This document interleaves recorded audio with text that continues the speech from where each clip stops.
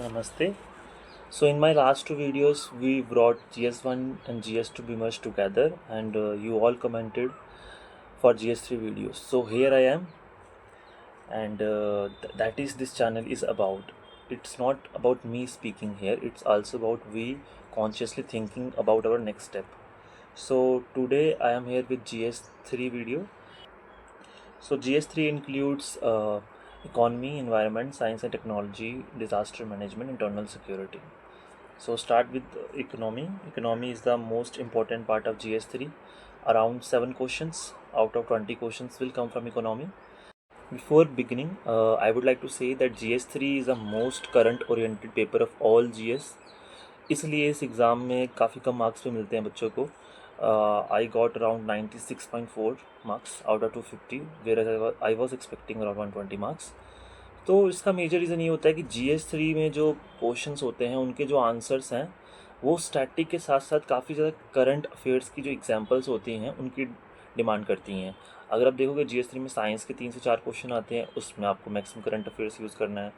Economy के questions देखोगे, no doubt वो स्टैटिक होंगे, बट कहीं ना कहीं आपके पास करंट रिपोर्ट्स या उनके डेटा होने चाहिए, तो जाके आपको जो है मार्क्स इसमें अच्छे मिलेंगे. तो GS3 में सबसे ज़्यादा रोल जो है वो करंट अफेयर्स का है. और आई होप कि आप सबने रिपोर्ट्स या जो भी कुछ हुआ है रिसेंट 1 ईयर में, तो उसको आपने नोट डाउन किया है और आपको अच्छे से याद हो. तो ये मैं आपको टॉपिक्स बताना चाहूँगा जो कि GS3 के लिए ज़रूरी हैं. तो इकोनॉमी में पहला जो टॉपिक है Indian economy and its issues like planning, mobilisation of resources, growth, development and employment. तो प्लानिंग से जो क्वेश्चन बनेगा तो स्टैटिक बनेगा. जो भी हमारे 5 ईयर प्लान्स रह चुके हैं पास्ट में, बहुत कम चांस है कि इस टॉपिक से क्वेश्चन JKS पूछे, बिकॉज ये काफ़ी आउटडेटेड और स्टैटिक टॉपिक है. इसमें जो एम्प्लॉयमेंट का टॉपिक है, इस साल जो नरेगा स्कीम है वो रिप्लेस कर दी गई है BB ग्रामीण मिशन के साथ.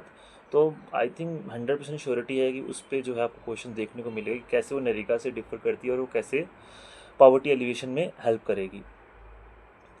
देन एम्प्लॉयमेंट के अलावा हमारा जो टॉपिक है ग्रोथ ऑफ इंडियन इकोनॉमी. तो रिसेंट लास्ट ईयर जब मैंने एग्ज़ाम दिया था तो उसमें पोस्ट कोविड ग्रोथ स्टोरी के बारे में पूछा गया था कि क्या ट्रेजेक्ट्री रही है ग्रोथ की. तो अब रिसेंटली ईरान इज़राइल जो वॉर चल रही है, तो question can come like that कि impact of Israel Iran war and Indian economy and energy security, और कैसे उस पर इन्फ्लेशन पे इम्पैक्ट पड़ सकता है, एंड फूड इन्फ्लेशन इसके साथ ही रिलेट करेगी टॉपिक. तो एक ये हो गया. ग्रोथ में आपको रिसेंट जो इकोनॉमिक सर्वे या बजट में इंडिया की ग्रोथ मेंशन की गई है, बेसिकली जितने भी इंडिकेटर्स मेंशन किए गए हैं वो आपको टू द पॉइंट याद होने चाहिए. फिजिकल डेफिसिट हमारा कितना है, हमारा डेट टू GDP रेशियो कितना है, हमारा इकोनॉमिक ग्रोथ रेट कितना है पिछले कुछ सालों में, अराउंड 6% जो एवरेज रेट आया है, और यू शेप ग्रोथ क्या होती है और V शेप ग्रोथ क्या होती है. ये कुछ स्टैटिक के टॉपिक्स हैं. स्टैटिक तो नहीं है, एक तरीके से करंट के ही टॉपिक्स रहे हैं जो कि PY में आ चुके हैं, तो आपको इनके बारे में पता होना चाहिए और आपको इनको यूज़ करना आना चाहिए. Then inclusive growth and issues arising out of it. So inclusive growth में JKS 2018 में क्वेश्चन पूछ चुका है कि इसके इंपॉर्टेंट एस्पेक्ट क्या होते हैं. इसी इंक्लूसिव ग्रोथ में एक इम्पॉर्टेंट टॉपिक है that is financial inclusion and digital India. So financial inclusion में आपको 3 बार क्वेश्चन देखने को मिलेगा अगर आप PYQ डिकोड करते हो. लास्ट ईयर UPI का इम्पैक्ट आया था, कैसे उसने rural women and rural house hold को इम्पैक्ट किया है. काफ़ी स्पेसिफिक क्वेश्चन था, इसका आंसर या इसका डेटा अगर होगा नहीं, तो इस तरीके के क्वेश्चन में मार्क्स तो कम मिलते हैं. बट स्टिल आपको फाइनेंशियल इंक्लूजन की जो स्कीम्स हैं, प्रधानमंत्री जनधन योजना, देन फाइनेंशियल इंक्लूजन इंडेक्स जो है RBI का, रिसेंट UPSC प्रीलिम्स में इस पर क्वेश्चन आया है. तो जो इनिशिएटिव्स लिए गए हैं और कैसे UPI में हमारी जो डिजिटल इंफ्रास्ट्रक्चर एक्सपैंड किया है, कितनी पेमेंट्स होती है मंथली बिलियन रुपीज़ में, तो वो भी. और 46% ऑफ इंडिया है वो काउंट करता है 46% ऑफ ऑल डिजिटल पेमेंट्स, और उसमें मोर देन 80% UPI है. तो ये भीम ऐप या फाइनेंशियल इंक्लूजन से क्वेश्चन आने के हमेशा चांस रहता है. देन इंक्लूसिव ग्रोथ के इश्यूज़ क्या रह चुके हैं इंडिया में, चैलेंजेस क्या हैं, पॉवर्टी है, जॉबलेस ग्रोथ है, एंड ऑल दैट. और इंडिया जो है 5 ट्रिलियन इकॉनमी बनने का सपना देखता है, तो what are the drivers, what can be the major drivers of achieving the target. So इसके बाद फेमिनाइजेशन ऑफ वर्कफोर्स पे क्वेश्चन बनता है।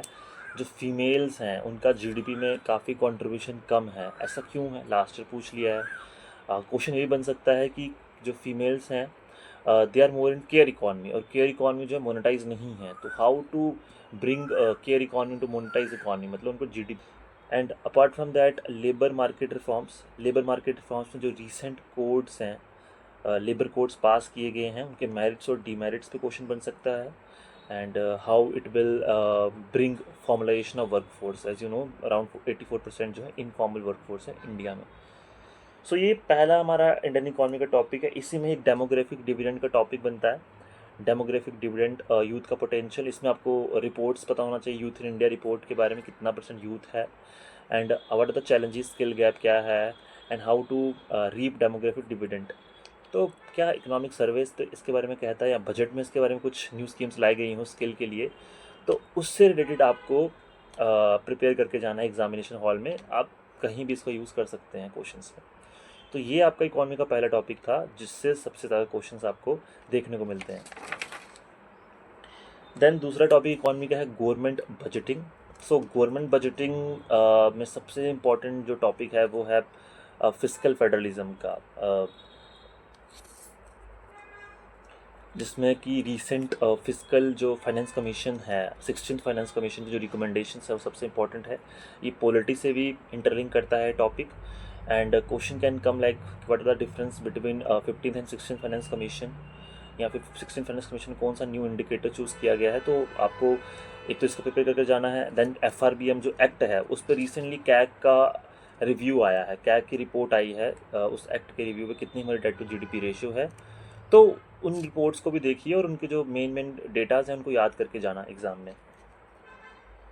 तो गवर्नमेंट बजटिंग में इम्पॉर्टेंट इसके अलावा जो है रीसेंट या जीएसटी रिफॉर्म्स। तो जीएसटी में जीएसटी 2.0 में जीएसटी अपीलेट ट्रिब्यूनल बनाया गया है, हमने रेट्स को बदलाव किए हैं, तो इस टॉपिक को भी आपको देखना है। देन JNK का बजट इस साल में, JNK के बजट में कितनी JNK की ग्रोथ रेट बताई गई है, JNK की पर कैपिटा इनकम कितनी बड़ी है। क्वेश्चन GS3 में तो JNK स्पेसिफिक एक ही क्वेश्चन आता है मैक्सिमम, जो कि EVS में मैं आपको बताऊंगा आगे। बट या क्वेश्चन ये भी हो सकता है कि JNK बजट में रिसेंट, मतलब बेसिकली आपको JNK बजट का ओवरऑल सिनेरियो पता होना चाहिए। हमारा ग्रोथ रेट कितना है, हमारा सेक्टर शेयर 61% सर्विस सेक्टर में है, देन हमारा अनएम्प्लॉयमेंट रेट कितना है, देन हमारी पर कैपिटा इनकम कितनी है। तो आप ये प्रिपेयर करके जाएंगे तो कहीं ना कहीं क्वेश्चन, अगर एक ब्रॉडर क्वेश्चन आ जाए कि रिसेंट इनिशिएटिव्स ने JNK की इकोनॉमिक ग्रोथ को कैसे एक्सपैंड किया है, एंड टूरिज्म पे क्वेश्चन बने, तो आपको इकोनॉमी में JNK स्पेसिफिक उसके टूरिज्म, देन उसका उसका growth rate, and then JNK related जो भी स्कीम्स हैं सरकार ने लॉन्च की हैं recently. Fiscal fiscal fiscal deficit क्या होता है, what are the measures to reduce fiscal deficit, ये एक बहुत ही स्टैटिक सा क्वेश्चन है। अगर आप इसके आंसर में करंट से रिलेटेड मेजर्स लिखते हैं तो आपको ज़्यादा स्कोरिंग, तो आपको ज़्यादा मार्क्स मिलेंगे इस पेपर में। तो देखो GS3 जो है उसमें आपको मार्क्स जो हैं काफ़ी मुश्किल से मिलते हैं, क्योंकि उसमें आपको टू द पॉइंट डेटा और करंट ओरिएंटेड एग्जांपल्स आपके आंसर्स में होनी चाहिए। देन थर्ड टॉपिक इकॉनमी का आता है effect of liberalisation in economy, changes in industrial policy and their effects on industrial growth. So liberalisation का इफेक्ट क्या रहा है इंडियन इकॉनमी पे, क्योंकि टॉपिक का नाम तो ये है, बट टॉपिक से आप क्वेश्चन मान के चलिए रिसेंट ट्रेंडिंग में क्या चल रहा है। Semiconductor industry, last year semiconductor industry पे क्वेश्चन आ चुका है, इंडिया सेमीकंडक्टर मिशन के बारे में। देन MSMEs के बारे में एक और क्वेश्चन आ चुका है, एंड रिसेंटली बजट में भी चैम्पियन MSP फंड लॉन्च किया गया है। तो MSMEs को लेके जितने भी स्टैटिक इनिशिएटिव्स हैं, इसी के अंदर आत्मनिर्भर भारत अभियान जो कि 2020 में लॉन्च किया गया है, उस पर क्वेश्चन आ चुका है। PLI स्कीम जो है काफ़ी इम्पोर्टेंट स्कीम है, और JKS ने इस पर क्वेश्चन अभी तक पूछा नहीं है, सो चांसेस आर देयर कि इस पर क्वेश्चन आ सकता है। But from this topic I would like to say कि आपको एक ब्रॉडर प्रिपेयर करके जाना है कि इंडस्ट्रियल और मैन्युफैक्चरिंग सेक्टर में सरकार ने क्या क्या इनिशिएटिव्स लिए हैं, मेक इन इंडिया मिशन लिया है, या PLI स्कीम है, या आत्मनिर्भर भारत अभियान है, so that you have list of दो स्कीम्स। और क्वेश्चन अगर एक जनरल आता है तो आप उसमें स्कीम का मेंशन कर सकते हैं।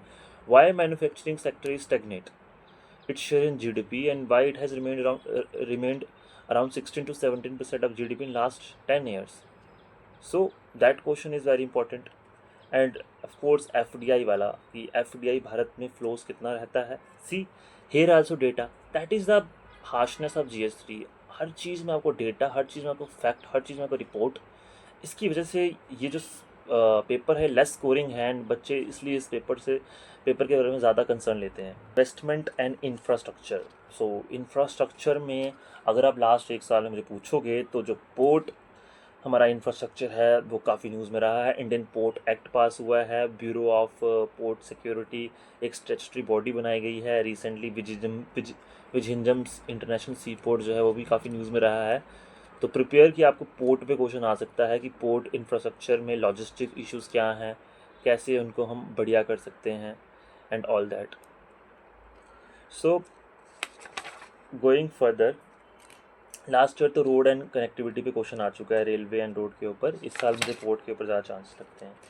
सो इकोनॉमी के बाद जो नेक्स्ट इम्पॉर्टेंट टॉपिक है वो है हमारा एग्रीकल्चर.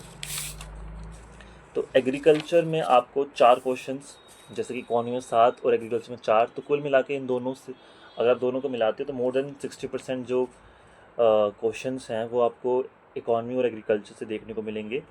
एग्रीकल्चर में देखिए पहला टॉपिक इसमें लैंड रिफॉर्म्स हैं. लैंड रिफॉर्म्स में जम्मू कश्मीर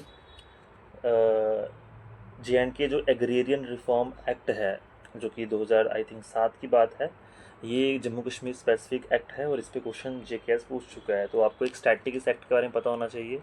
लैंड रिफॉर्म का जनरल, उसकी सक्सेस, उसकी limitations, and land reforms 2.0, that is national land record modernisation programme, Bhu Aadhaar. these are all the aspects of modern day land reforms. Land reforms के बाद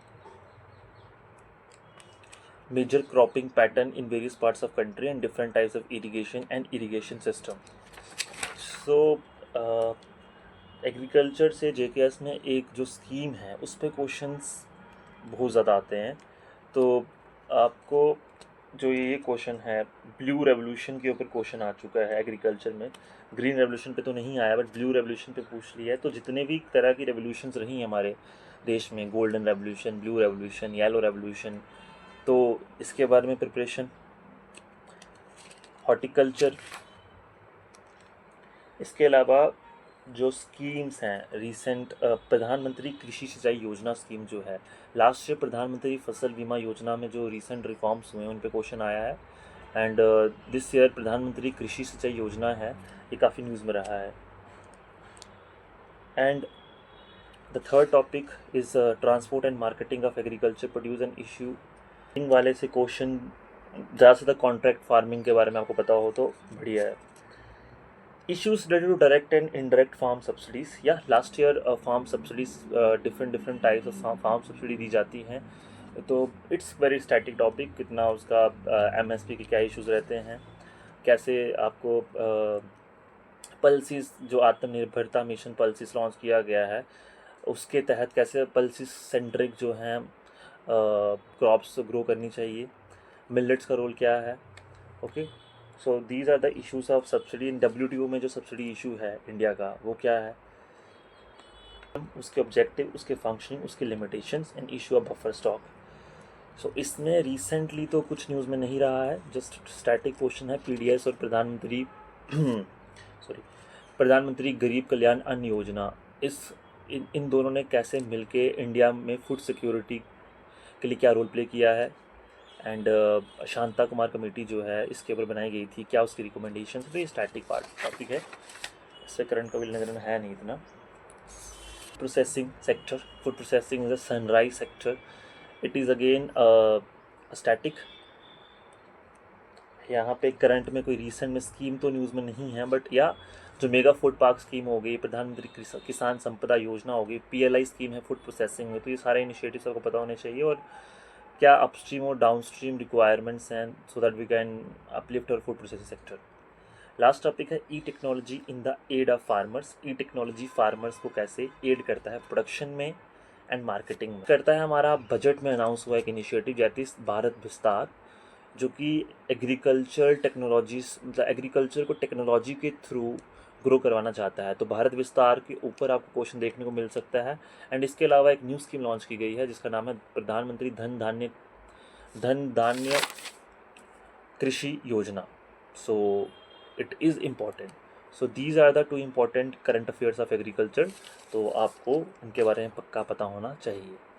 agriculture के बाद आता है ईवीएस, इन्वायरमेंटल साइंस की अगर हम बात करें तो ईवीएस के भी आपको अराउंड 4 क्वेश्चंस पिछले कुछ सालों में देखने को मिलेंगे। तो ईवीएस के मिला के कुल 15 क्वेश्चन जो हैं आपको EVS in agriculture and economy के देखने को मिलेंगे। तो ईवीएस में जो उनका पैटर्न रहा है, तो टॉपिक बायोडाइवर्सिटी एंड कंजर्वेशन एक टॉपिक है ईवीएस। तो इस टॉपिक में आपको जेएंडके स्पेसिफिक क्वेश्चन आएगा। 2000 पिछले साल आया था वाइल्ड लाइफ कंजर्वेशन इनिशिएटिव क्या है जम्मू कश्मीर में, और उससे पहले आ चुका है कि जम्मू कश्मीर में लोकल कम्युनिटी ने कैसे पार्टिसिपेट किया है प्रोटेक्शन ऑफ बायोडाइवर्सिटी में। तो जितने भी एनजीओस हैं, जेएंडके एनवायरनमेंट वॉच है, हरियाली करके प्रोजेक्ट है रामबन डिस्ट्रिक्ट में, या कश्मीरी विलेजेस प्रैक्टिस करते हैं पार्ट सिस्टम। तो बस जेएंडके स्पेसिफिक कुछ इनिशिएटिव्स लिख के जाइए, आपको एक क्वेश्चन देखने को मिलेगा। तो ये इसी को बोलते हैं, अगर आप PYQs करोगे आपको एक बहुत ही क्लियर तरीका दिखेगा और आप कुछ एक्स्ट्रा या फालतू पढ़ के नहीं जाओगे, और जो कि याद भी रहेगा। देन इन्वायरमेंटल पोल्यूशन में से एक क्वेश्चन आपको देखने को मिलेगा। Last year deep sea mining पे क्वेश्चन था, उससे पहले ई वेस्ट पे क्वेश्चन आया हुआ है। तो अगर आप रिसेंट टाइम में देखोगे तो कौन सा, एंड अगर आप लास्ट 1 ईयर में देखोगे तो अरावलीज में डिफॉरेस्टेशन का काफ़ी इशू चल रहा है, ग्रेट निकोबार में डिफॉरेस्टेशन का इशू चल रहा है। सो हो सकता है क्वेश्चंस अगर इनसे ना भी आए, बट ये 2 एग्जांपल्स मन में होनी चाहिए जिससे आपके आंसर्स कंटेम्प्रेरी रेलिवेंट लगे। पोल्यूशन में इसके अलावा जो रिसेंट में न्यूज़ में रहा है that is environmental protection management of contained sites rules 2025। Please go through that. Solid based management rules 2026, 2016 में लास्ट टाइम है, 10 साल बाद न्यू रूल्स आए हैं। Environmental audit rules 2026। So these are the 3 important current affairs of pollution topic. तो chances हैं question यहाँ से बन सकता है। सो पोल्यूशन के बाद एक और टॉपिक आता है that is environmental impact assessment. इस टॉपिक का आपको स्टैटिक पता होना चाहिए, और मुझे लगता नहीं इस टॉपिक से कोई क्वेश्चन आएगा। लास्ट टॉपिक है ईवीएस का, दैट इज़ क्लाइमेट चेंज। तो क्लाइमेट चेंज से कोई भी recent initiatives, last year COP29 की जो मेजर वो थे, हाइलाइट्स थे या अचीवमेंट्स थी, उस पर क्वेश्चन आया है। तो recently green credit programme 2025 launch किया गया है, एक वो हो गया। देन COP30 जो ब्राज़ील में हुआ रिसेंटली, जिसमें tropical forest forever facility launch की गई है, एक ये क्वेश्चन हो गया। दैन इंडिया ने अपनी 4th biennial update report submit की है। देन उसके अलावा जितने भी क्लाइमेट चेंज को मिटिगेशन एंड अडाप्टेशन स्ट्रेटजीज़ हैं, क्लाउड सीडिंग क्या होता है, डायरेक्ट एयर कैप्चर क्या होती है, कैसे रिसेंटली बजट में अनाउंस हुई है carbon capture storage and utilisation scheme. So climate change से रिसेंट कोई प्रोग्राम इनिशिएटिव जो कि न्यूज़ में रहा है, उस पर आने के चांसेस हैं क्वेश्चन। ठीक है। सो ईवीएस के बाद आता है डिज़ास्टर मैनेजमेंट। डिज़ास्टर मैनेजमेंट में से आपको या तो एक क्वेश्चन देखने को मिलेगा या फिर उसमें से कोई भी क्वेश्चन नहीं आएगा। तो जितने भी डिज़ास्टर्स हैं major like landslides, basically Jammu Kashmir में जो डिज़ास्टर्स आते हैं उन पे क्वेश्चन ज़्यादा आता है। तो क्लाउड बर्स्ट भी आपको देखने को मिलते हैं यहाँ पे, लैंडस्लाइड्स आपको यहाँ पे देखने को मिलते हैं। इसके अलावा जितनी भी डिज़ास्टर मैनेजमेंट स्ट्रेटजीज़ हैं, the last year Sendai framework and Hyogo framework पे क्वेश्चन आया है।